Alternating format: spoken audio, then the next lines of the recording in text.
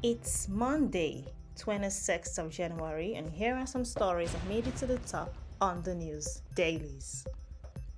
We'll start from the Punch newspaper.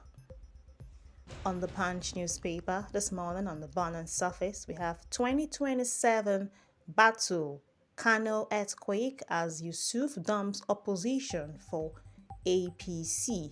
That story is on the page 2 of the Punch newspaper. And the sub story is NNPP. NNPP senator attacks federal government over Kano government's defection. PDP, ADC, and others slam more as moral collapse, not political gain.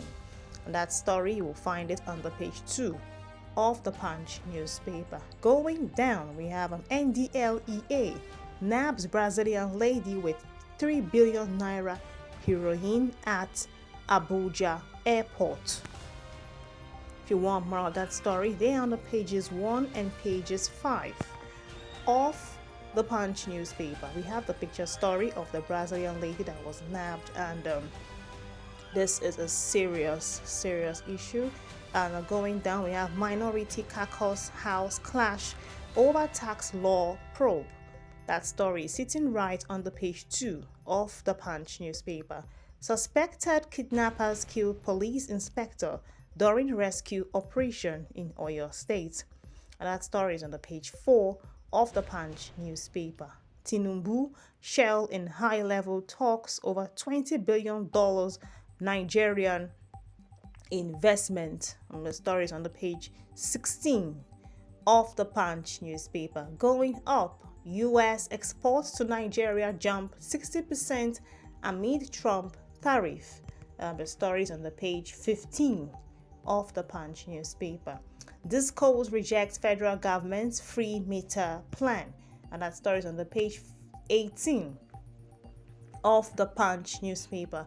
PolySmart invests $60 million in Nigeria's largest recycling plant. That story is on the page 15 of the Punch newspaper today. Inflation erases 2.8 trillion naira from workers' pay in 1 year. That story is on the page 8 of the Punch newspaper. If you want more of all the stories, go get the Punch newspaper. And that's all for the Punch newspaper this morning. Moving to the next, which is the Vanguard. Today, the Vanguard newspaper, on the bottom surface, we have $11 billion lost to skills shortage as tech sector outgrows workforce. Now, that story is on the page 21 of the Vanguard newspaper. The sub-story, ICT output surges while skilled manpower falls dangerously behind. Competition for talent drives costs higher while companies bleed. Skills gap threatens long-term digital competitiveness. You will see all the stories on the page 21 of the Vanguard newspaper. Moving to the side a little bit on that story. While we're keen to invest $20 billion in Nigeria, this was said by Shell CEO, and it is on the page 12 of the Vanguard newspaper. 2026 UTME, JAM cancels concession for albinos. A story is on the page 9 of the Vanguard newspaper. Kajuru Olawekbo Hashim accuses fifth columnist in government and some security operatives of complicity in insecurity. The stories on the page 13 of the Vanguard newspaper. We also have police intercept truckloads of 40 bags of explosives in Oyo. That story is on the page 6 of the Vanguard newspaper. We have strategic business meeting. This is a picture story of the MD. We have the GM CEO of Zenith Bank PLC and Johnny Basley, British Deputy High Commissioner, during a strategic business meeting at Zenith Bank's head office in Lagos recently. And this is a business story. And if you want more of it, go to the page 6 of the Vanguard newspaper. To the side, we have God will rewrite Iwere's story. This was said by Olu of Warri. And the story is on the page 12 of the Vanguard newspaper. Lagos to recover unpaid taxes through banks, employers, and others. This was said by LIRS. That story sitting right on the page 10 of the Vanguard newspaper. Tax laws. You can't speak truth to power under Tinubu's government. This was said by Makinde. The story is on the page 10 of the Vanguard newspaper. Representatives, the sole minority caucus interim report on tax laws. The story is on the page 8 of the Vanguard newspaper. Again, bandits abduct 6 Kajiru residents. That story is on the page 6 of the Vanguard newspaper. And that's all for the Vanguard newspaper today. Moving to the next, which is The Guardian. The Guardian newspaper this morning on the burning surface, we have decades of trade deals fail to win Nigeria of crude oil dependence. That's on the page 6 of the Guardian newspaper. Nigeria's democracy excludes many citizens from justice governance. That story is on the page 5 of the Guardian newspaper. States should comply with Supreme Court ruling on local government autonomy. This was said by Kalu, and on the page 8 you will find more of that story, which is on the Guardian newspaper. Representatives split over tax laws as leadership minority caucus clash ahead of plenary.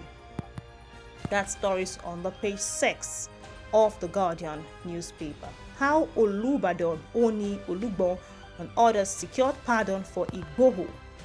If you want more of the story, go to the page 7 of the Guardian newspaper. Tension in Anambra as government bans Monday sits at home.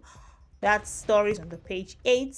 It's a very interesting story. I know everyone will want to read it. So go to the page 8 of the Vanguard newspaper and you will find more of this story. Shell, why we are investing $20 billion in Nigeria.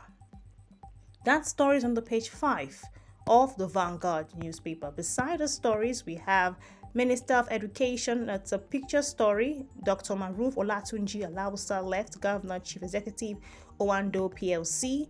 Dr. Juliet Adewale Tinubu and Iyalode of Lagos Alaja Dihu Fatima Tinubu and Vice Chancellor of University of Lagos Professor Folashade Tolulope Ogunsola at the 56th convocation ceremony of the University of Lagos, where Dr. Jubril Adewale Tinubu was conferred on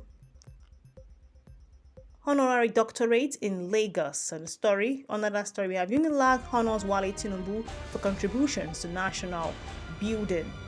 Now, if you want more of this, go to the page 7 of the Guardian newspaper. Going up, Yusuf rejoins APC flags of parties e-registration. That story is on the page 3 of the Guardian newspaper. You can't speak truth to power under Tinubu, says Makinde. This is on the page 3 of the Guardian newspaper. Bandits ambush police patrol team in Oyo and kill inspector. That story is on the page 3 of the Guardian newspaper. And what was with all these killings? We want them to be reduced. We want our people's safety to be assured. And if you want more of other stories, go to the Guardian newspaper and you will see them there. And that's all for the Guardian newspaper. And finally, for this morning, we have Daily Trust. The Daily Trust newspaper.